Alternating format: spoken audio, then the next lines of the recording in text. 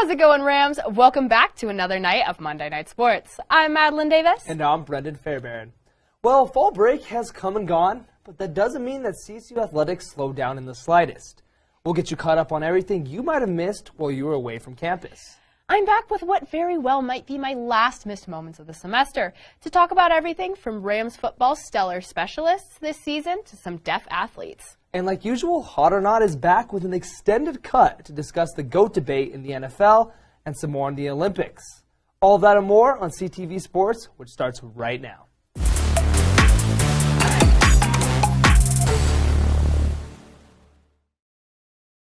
To start off tonight, we unfortunately have to give you a rundown of the final nail in the coffin for a certain team that plays in canvas.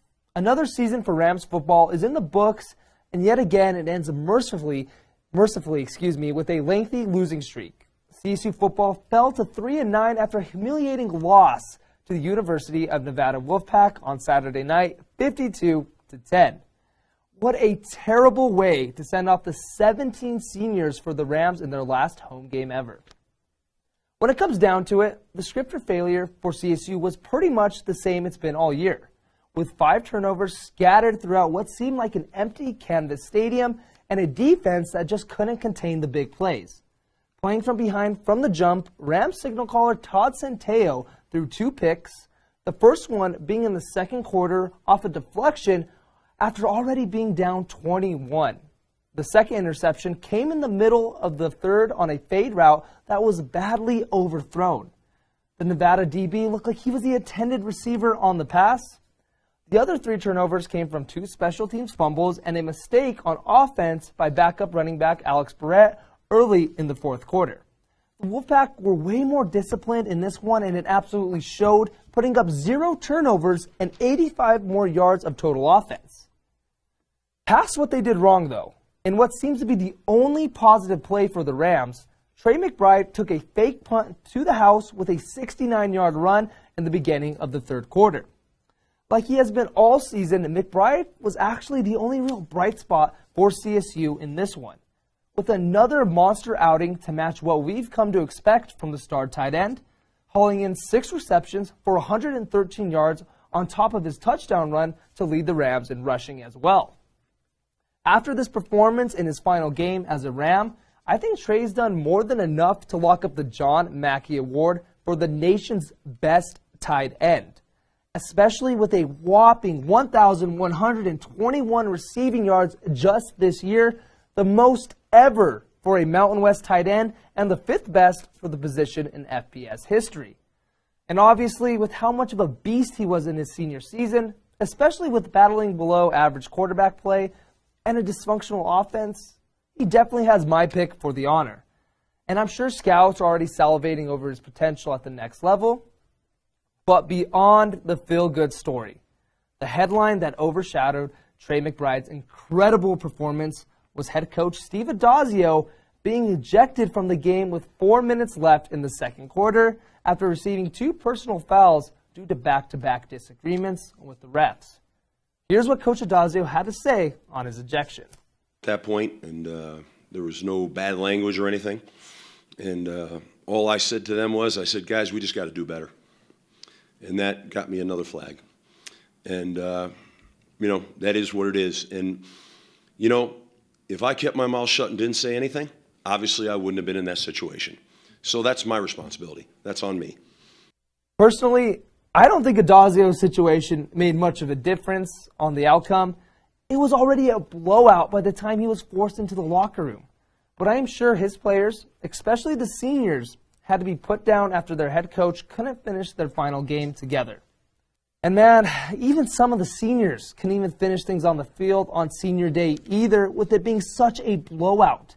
Centeio exited the game by the end of the third, having completed 15 of 24 passes for 187 yards and a pair of interceptions. The 4th game in a row he's thrown 2. In his place, true freshman Evan Olaz made his 3rd appearance of the season at quarterback, while Alex Barrett had his first carries and Tanner Arkin his first catch. The Rams ended their 2021 season with a 6-game losing streak and with more questions than answers. Will Adazio be at CSU next year? How are they going to replace McBride's offensive production? Will Todd return as the main signal caller moving forward? Only time will tell with this Colorado State team who hasn't had a winning season in over 4 years. And one thing's for sure, the culture inside this program is completely broken. Madeline, do you think Coach Adazio is going to be back next year? I don't know. I think it's such an interesting question because I think there was a lot of, talk about whether he was going to be back this year, and he was. So who knows? Yeah, it just has that big contract, but I think at this point, after these 2 outings, I think him getting ejected was just the nail in the coffin. Straw. Yeah, it was the final straw. He's got to go. At the end of the story, he's got to go. So does Joe Parker. We got to rebuild. Yeah. Like I said, culture's absolutely broken. It's becoming embarrassing at this point, and it makes you a little ashamed to be a Ram, to be honest. Embarrassing is saying it nice. Yeah. Well, now that we're finally done with CSU football for the semester, after what was another successful regular season for the Rams volleyball that included a perfect record at Moby, CSU traveled west to Vegas for the Mountain West tournament over the break. Entering Nevada, the Rams sat at the number 1 seed after they ended up as co-Mountain West champions with Utah State. And with that top seed came a first-round bye and a matchup for the winner of the UNLV in New Mexico first-round game. Eventually, it was the Rebels that ended up taking the win, pitting them up against a CSU team that they struggled against in the regular season, to say the least. The Rams swept the Rebels when they visited Moby a while ago, and were hoping for another easy sweep to send them to the tournament finals. Unfortunately for CSU fans, though, this team's on-the-road struggles continued, going down to the Rebels in 5 sets, 2-3. Off the bat, things started off strong for the Green and Gold, with a 26-24 set win to push them in the right direction. But they obviously weren't able to keep this up, with UNLV fighting back and taking the second round 25-19. After this, the Rams went up 2-1, but the Rebels dominated from there, taking back-to-back sets to secure the dub and end any chances at the NCAAs. Per usual, sophomore Kennedy Stanford led the Rams with 18 kills and 2 blocks, while Karina Lieber was right behind her with 11 kills and 1 stop. Redshirt junior Sierra Pritchard once again led the team in assists with 40 and set a single-season ace record for CSU after recording 3 in the match for a total of 42 on the year. And while their trip to Vegas may have not ended the way the Rams wanted to, they still ended 29-9 and 14-4 in Mountain West play, while also putting 4 players on the Mountain West All-Conference team. Outside hitter Kennedy Stanford, libero Alexa Meliotis, setter Sierra Pritchard, and middle blocker Karina Lieber were all recognized by fellow conference coaches. And Lieber didn't stop there, adding yet another honor by being named to the Mountain West All-Tournament team. Sasha Colombo and Annie Sullivan were also recognized as honorable mentions, and Sullivan took home Mountain West Newcomer of the Year. Overall, it's still been quite a successful season for this young CSU squad, even if their bid for the NCAA tournament fell short. They should be quite proud of themselves, and they have a lot of room to grow. They'll look to continue that growth and tack on a couple wins when they compete in the National Invitational Volleyball Championship, starting on Thursday in Moby against Houston Baptist. We'll have to see how they finish out their season. And speaking of athletes that should be proud of themselves for how they played, CSU Mens Basketball now sits at a perfect 7-0 and atop of the Mountain West standings after defeating the University of Northern Colorado Golden Bears on Saturday. While they took home the Paradise Jam Championship, their return to Moby was anything but easy. This talented and overlooked UNC squad started out hot and led the majority of the first half behind a barrage of three-pointers. After the usual early exchange of baskets, UNC built a 17-7 lead in the first 6 minutes of the contest. CSU was able to claw their way back to tie the game at 25 with 7 minutes and 34 seconds left in the first and grab a lead as much as 9 at one point. But the Golden Bears wouldn't go away, closing the first half on an 11-2 run to put them on top at the intermission, 41-38. And into the second half, UNC continued to build on its momentum with a 14-4 run to open the second half and take its biggest lead at 55-42 with 15 minutes and 34 seconds left to play. After that scare, though, the Rams began to chip away and got it down to under 5, but the Bears went on a 7-0 run to give them breathing room and make it 69-57 with just under 11 minutes remaining. From there, though, the Rams got aggressive on defense and went on a 14-2 surge to tie it at 71 with just under 6 minutes left. And with this effort of that side of the floor in mind, CSU's defense stepped up from that point on, finishing the contest on a 17-5 run to earn the hard-earned victory 79-88. When you look at the stats, this comeback victory for the Rams came from their excellent shooting, finishing the game at 58.8% from the floor and 9 of 17 from behind the arc.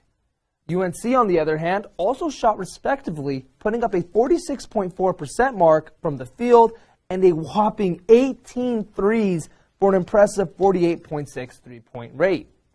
Another key in this comeback from the line, CSU was excellent at the charity strip all afternoon, going for a solid 86.4 percentage, while the Bears were over 20% lower at just 64.3.